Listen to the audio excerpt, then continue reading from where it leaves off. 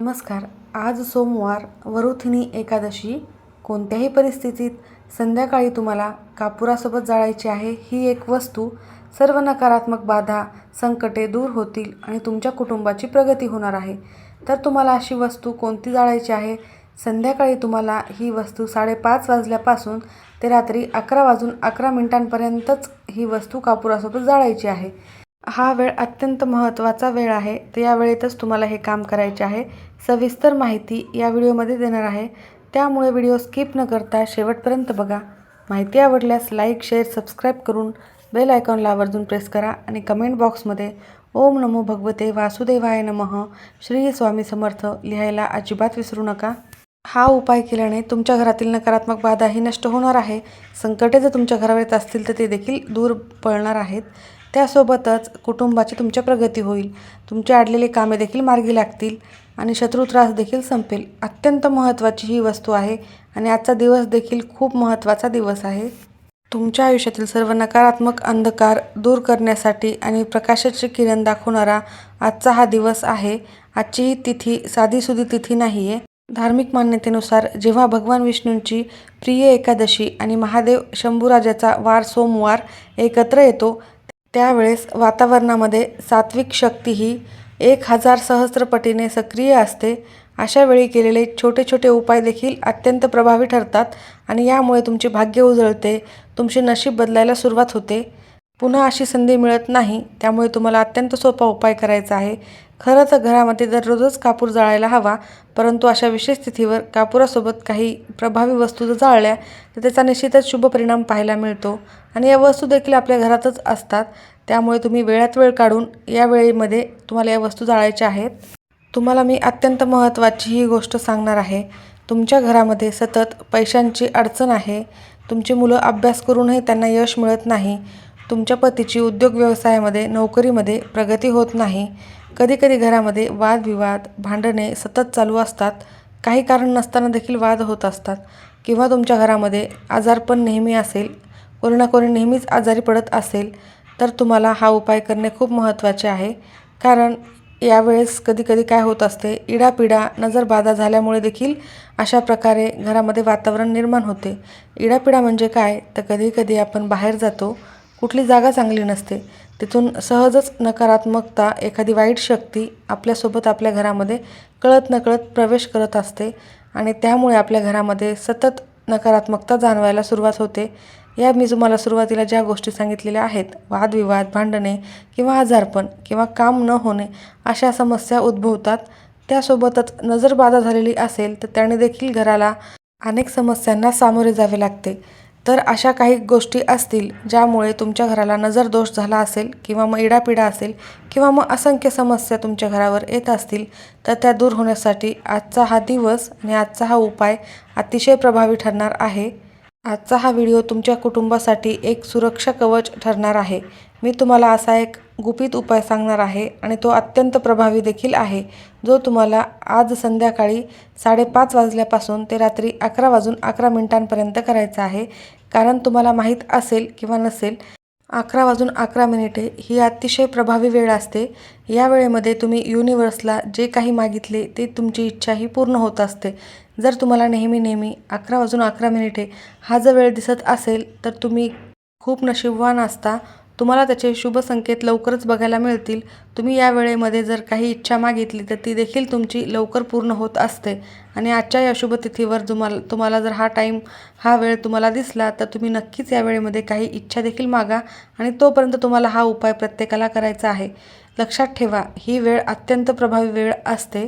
तर 5:30 वाजल्यापासून ते रात्री 11:11 तुम्हाला हा उपाय करायचाच आहे. कारण ही वेळ चुकवू नका. या वेळेमध्ये ग्रहाची स्थिती असा चमत्कार घडवून आणणार आहे, जो तुम्ही कधीही स्वप्नातही विचार केला नसेल. आपल्याला फक्त घरातील ही एकच वस्तू वापरायची आहे, तुमच्या घरात असलेलीच असते. जेव्हा ती कापुरासोबत जाळली जाते, तेव्हा त्यामधून निघणारी नकारात्मक ऊर्जा ही दूर होते आणि त्यामधून निघणारी सकारात्मक ऊर्जा ही तुमच्या शत्रूंना देखील तुमच्यासमोर लोटांगण घालायला भाग पाडते. तुमच्या प्रगतीचे जे काही अडथळे आहेत ते दूर होतात. आत्तापर्यंत तुम्हाला जे काही संकटे, समस्या समोर आल्या त्या देखील नष्ट होतात. तुमच्या नशिबाचे टाळे उघडतील अशी ही प्रभावी वस्तू आहे. तर ती कशा प्रकारे जाळायची आहे, त्यामागील काय गुपित आहे, हे सगळं मी तुम्हाला या व्हिडिओमध्ये एकामागोमाग एक सांगणारच आहे. हा व्हिडिओ शेवटपर्यंत नक्की पहा, कारण अर्धवट माहिती ही नेहमी घातक ठरते. आणि हा उपाय जर तुम्ही मनोभावे श्रद्धेपूर्वक केला तर त्याचे 24 तासात तुम्हाला प्रभाव पाहायला मिळतील. तुमच्या घरातील गरिबी आणि नकारात्मकता बाहेर जायला नक्की मदत होईल.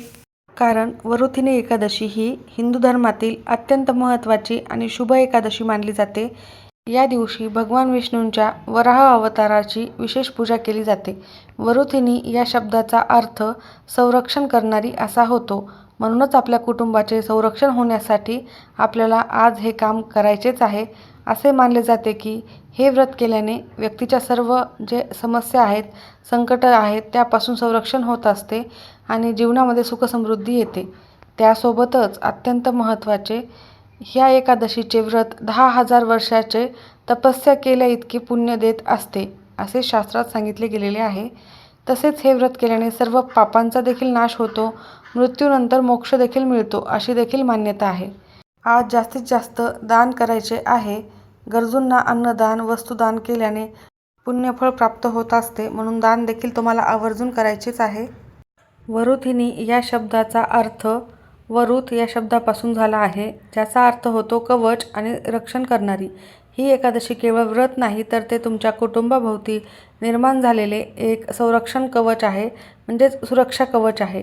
हे कवच तुमच्या घरातील लहान मुलांचे, तुमच्या पतीचे, संपूर्ण कुटुंबाचे संरक्षण करत असते आणि कोणत्याही वाईट शक्तींपासून, बाधापासून, कोणत्याही वाईट नजरेपासून तुमच्या कुटुंबाचे संरक्षण करते आणि नशिबातील संकटातून देखील तुमची सुटका करत असते. म्हणूनच ही तिथी अत्यंत महत्त्वाची आहे. काही जण या दिवशी उपवास करतात, तर काही जण करत नाहीत. जर तुम्ही उपवास नाही केला तरीही एक वेळेस चालेल, परंतु तुम्हाला हा उपाय संध्याकाळी करायचा आहे. बरेच जण उपवास करत असतात किंवा मग खूप सेवा करतात, उपाय देखील करतात, परंतु त्यांना अनेक समस्यांना, अडचणींना सामोरे तरी जावेच लागते. तर असे का होते? तर तुम्ही जी काही सेवा करता, जी काही भक्ती करता, एकतर ती मनोभावे करायची आहे आणि दुसरी म्हणजे तुम्ही ज्या वेळेमध्ये करता ती वेळ देखील अत्यंत महत्त्वाची आहे. कोणत्याही सेवा जेव्हा चुकीच्या वेळी केली जाते तेव्हा तिची शक्ती क्षीण होते. जसे कुलूप उघडण्यासाठी योग्य किल्लीच लागते, तसेच भाग्याचे दार उघडण्यासाठी देखील विशिष्ट मुहूर्ताचीच गरज असते. म्हणूनच तुम्हाला या वेळेत हा उपाय करायचा आहे. त्यासोबतच प्रदोषकाळसुद्धा अत्यंत महत्त्वाचा आहे. एकादशी आणि प्रदोषकाळ याचा एक महासंगम म्हणजे ब्रह्मांडातील नकारात्मकता पूर्णपणे नष्ट करण्याची सर्वात मोठी संधी आहे. या काळामध्ये माता लक्ष्मी पृथ्वीवर येत असते. एकादशी असल्यामुळे भगवान विष्णूंना समर्पित हे एकादशी आहे, म्हणून ते देखील सूक्ष्म स्वरूपामध्ये पृथ्वीवर वास करतात. आणि आज सोमवार देखील आहे, शिवशंकराचा वार आहे आणि या वेळेमध्ये शिवशंकराची पूजा केली जाते प्रदोष काळात. त्यामुळे तुम्ही प्रदोष काळात देखील हा उपाय केला तरीही उत्तम ठरेल. तुम्ही जर प्रदोष काळामध्ये देखील ही एक वस्तू कापुरासोबत जाळली, तेव्हा त्यातून निघणारा धूर तुमच्या घराच्या कानाकोपऱ्यामध्ये साठलेली नकारात्मकता, दरिद्रता, नजरबाधा झाली असेल तर ती पूर्णतः खेचून काढते आणि नष्ट करते. मी जी तुम्हाला ही एक वस्तू सांगणार आहे ती तुमच्या स्वयंपाकघरामध्येच आहे. तुम्ही ती कदाचित रोज देखील वापरत असाल.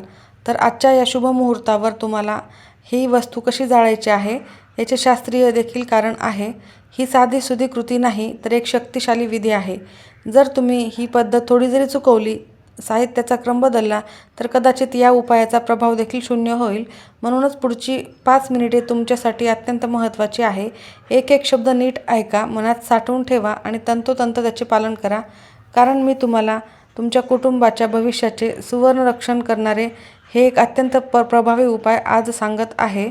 प्राचीन काळी नर्मदा नदीच्या काठी माधाता नावाचा एक अत्यंत दानशूर आणि धर्माभिमानी राजा राज्य करत होता.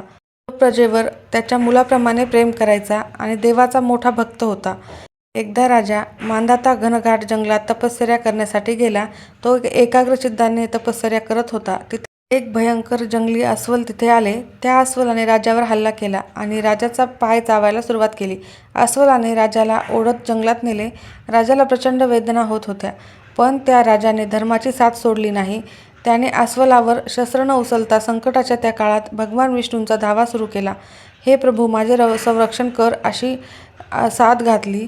भक्तीच्या या हक्काने भगवान विष्णू तिथे प्रगट झाले आणि त्यांनी आपल्या सुदर्शन चक्राने त्या अस्वलाचा वध केला आणि राजाचे प्राण वाचवले. परंतु अस्वलाने राजाचा पाय चावून खाल्ला होता, त्यामुळे राजा खूप दुःखी झाला होता. राजाची ही अवस्था पाहून भगवान विष्णू हसले आणि म्हणाले, हे राजा, दुःखी होऊ नकोस. तुझ्यासोबत जे जे काही घडलेले आहे ते तुझ्या पूर्वजन्माच्या अपराधाचे फळ आहे, पण यातून तुला मुक्ती मिळू शकते. तू मथुरा नगरीत जा आणि तिथे जाऊन वरुथिनी एकादशीचे व्रत कर. माझ्या वराह रूपाची पूजा कर. या व्रताच्या प्रभावाने तुझे गेलेले अंग तुला परत पूर्वीसारखे मिळेल. तू पूर्णपणे स्वस्थ आणि आरोग्यदायी होशील. भगवंताच्या आज्ञेनुसार राजा माधांता येथे मथुरा नगरीत जाऊन पूर्ण निष्ठेने वरुथिनी एकादशीचे व्रत करू लागला. या व्रताच्या प्रभावामुळे राजाचा पाय पुन्हा आधीसारखा झाला आणि त्याचे शरीर देखील तेजस्वी बनले. इतकेच नाही तर मृत्यूनंतर देखील राजाला स्वर्गलोकात स्थान मिळाले.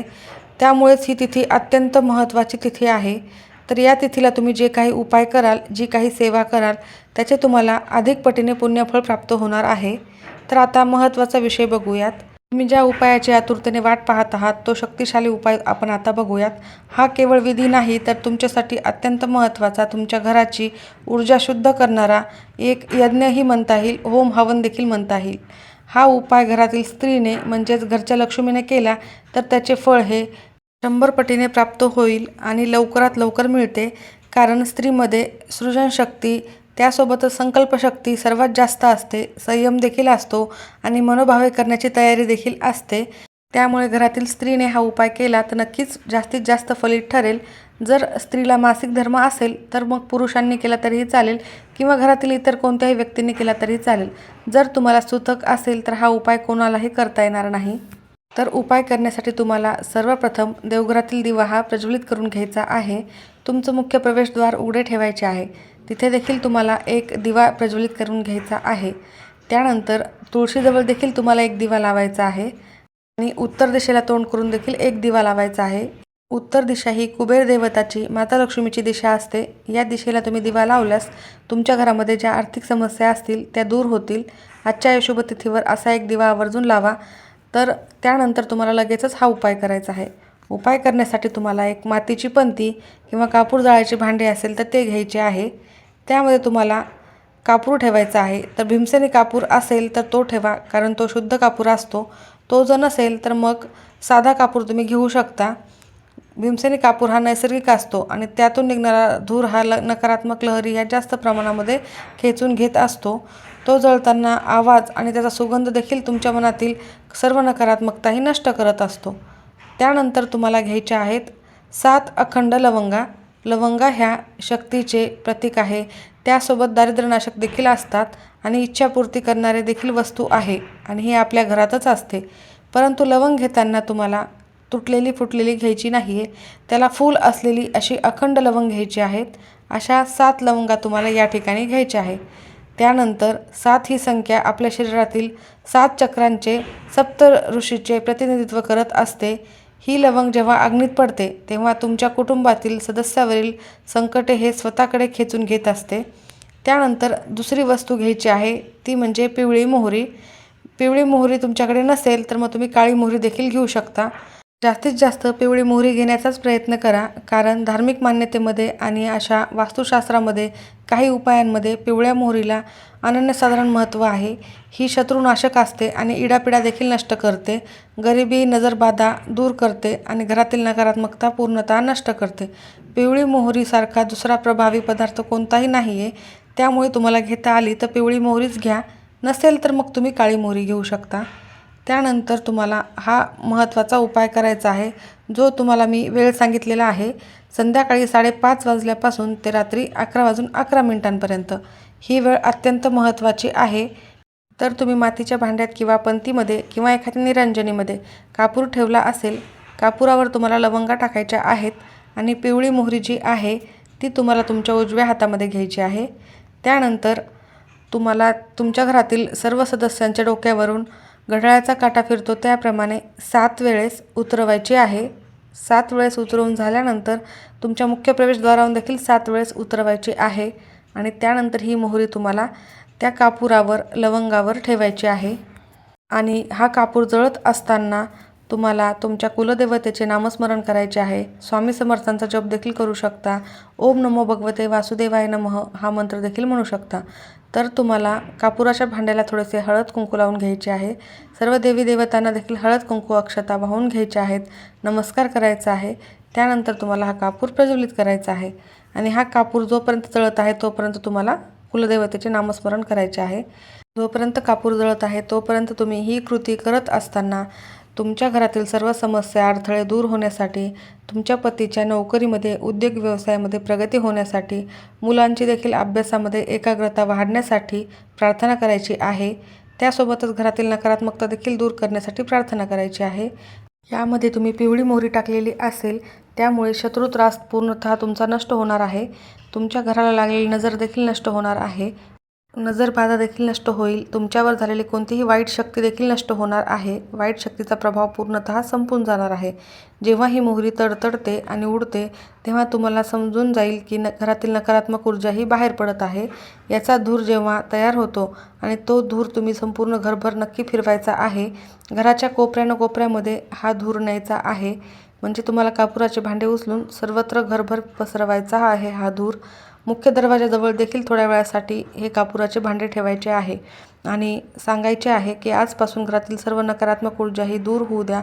घरामध्ये सुख शांती समृद्धी नांदण्यासाठी देवाकडे प्रार्थना करायची आहे. तुमच्या घराभोवती एक सुरक्षा कवच या धुरामुळे तयार होईल, ज्याला कोणताही शत्रू किंवा कोणताही नजरबाधा ही भेदू शकणार नाही आणि ती पूर्णतः बाहेरच निघून जाणार आहे. ही कृती करताना मनामध्ये विश्वास असू द्या. होणार आहे की नाही अशी शंका देखील मनात आणू नका, कारण तुमच्या विश्वासातच हा उपायाचा मंत्र बनणार आहे. शत्रू तुमच्यासमोर लोटांगण घालतील. 24 तासामध्ये तुमच्या घरातील नकारात्मकता दूर होईल आणि तुम्हाला घरामध्ये शांत आणि प्रसन्न वाटायला नक्की सुरुवात होईल. तर कापूर शांत झाल्यानंतर याची जी राख आहे ती तुम्ही निर्माल्यामध्ये टाकून देऊ शकता किंवा वाहत्या पाण्यात टाकली तरीही चालेल. अत्यंत महत्त्वाचा हा उपाय आहे. हा उपाय करताना मनातील शंकेची एक छोटीशी पाल देखील तुमच्या मनामध्ये चुकता कामा नये. हे करून काही होईल का असे विचार देखील मनात आणू नका, कारण जेव्हा तुम्ही कापूर, लवंग, पिवळी मोहरी एकत्र जाळता तेव्हा केवळ धूरच निघत नाही तर एक दिव्य सुवास निर्माण होतो आणि घरातील नकारात्मकता दूर होण्याचे तुम्हाला जाणवते देखील. फक्त मनामध्ये श्रद्धा असायला हवी. तुमच्या घरातील जडपणा आणि नकारात्मकता दूर होत असते. आजच्या या शुभ तिथीवर अत्यंत प्रभावी हा उपाय नक्की करा. माहिती आवडली असेल तर नक्की लाईक करा. सर्वांचे खूप खूप धन्यवाद.